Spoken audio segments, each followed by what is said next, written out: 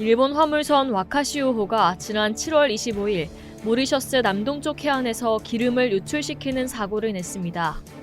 이유는 근처에 있던 산호초에 좌초하면서 선체가 갈라졌기 때문인데요. 무려 1180톤의 기름을 유출시키며 엄청난 피해를 일으키고 있습니다.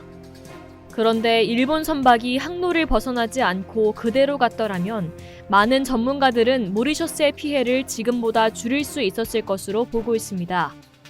이렇게 한 번의 실수로도 큰 피해를 낼 수 있는 선박 사고를 획기적으로 줄일 수 있는 방법을 우리나라가 개발에 성공해 전 세계에 이목을 끌고 있습니다. 바로 세계 최초로 바닷길을 알려주는 해상 내비게이션 개발에 성공했기 때문인데요. 개발을 완료한 우리나라는 당장 내년부터 세계 최초로 해상 내비게이션 서비스를 제공합니다. 지금까지 바다 위에서는 레이더나 종이 해도, 음성통신 등 아날로그 기반으로 선박을 운항했습니다.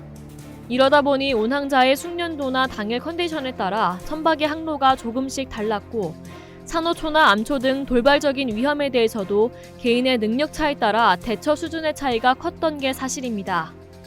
이 때문에 인적 과실에 의한 해양 사고가 종종 발생할 수밖에 없었는데 특히나 국내 해양 사고의 경우 72%가 이 같은 인적 실수 때문인 것으로 분석되고 있습니다. 이런 상황에 대응하기 위해 정부가 나섰는데요. 해양수산부는 지난 2013년부터 해양 사고 감소를 위해 한국형 이-내비게이션 개발 프로젝트를 준비하기 시작했습니다.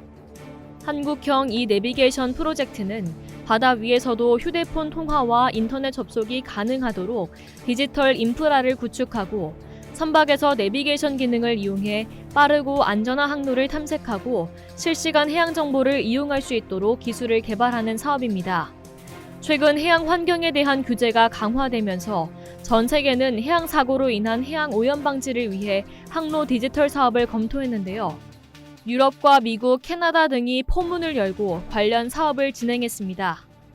우리나라는 상대적으로 후발주자였지만 2016년 개발을 시작해 2019년 초고속 해상 무선통신망을 개발해냈고 2019년 12월 포항에서 울릉도 사이 실제 바다에서 시험을 통해 10Mbps 이상의 통신 속도를 확인하며 효용성 검증까지 완료했습니다. 이로써 연안에서 100km 해상에서도 기존 통신 장비보다 1000배 빠른 혹은 국제해사기구에 할당된 통신 속도보다 30배 빠르게 대용량 데이터를 전송할 수 있게 된 겁니다. 지난 5월부터 8월까지 실제 바다 시험 운영을 시작했고 9월부터는 전국망 시범 운영을 시작했습니다. 그리고 2021년 우리나라 전역 서비스 시행을 앞두고 있습니다. 이 한국형 이-내비게이션을 사용하면 일본 선박이 해초에 좌초되는 것과 같은 사고를 사전에 방지할 수 있는데요.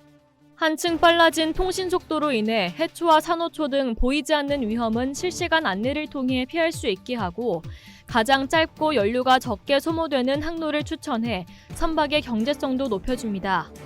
여기에 각종 선박 입출항 정보와 해양 안전 기상 정보 등 여러 정보를 제공해 안전과 경제성을 동시에 잡을 수 있도록 했습니다. 마치 우리가 지상에서 쓰는 첨단 내비게이션처럼 각종 돌발 상황에 대한 정보를 사전에 제공해 안전한 운항을 가능하게 한 겁니다. 전문가들은 이 같은 해양 스마트 시스템을 통해 연안 해양 사고가 대략 30%가량 줄 것으로 기대하고 있습니다.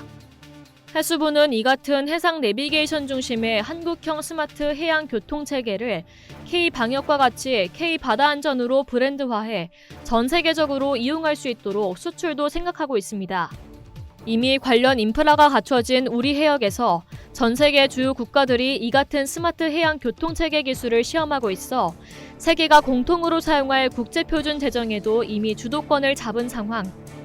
이로써 대한민국은 2020년 K방역에 이어 2021년 K바다안전으로 다시 한번 한류 열풍을 일으킬 수 있을지 주목되고 있습니다. 이상 여의도투브였습니다.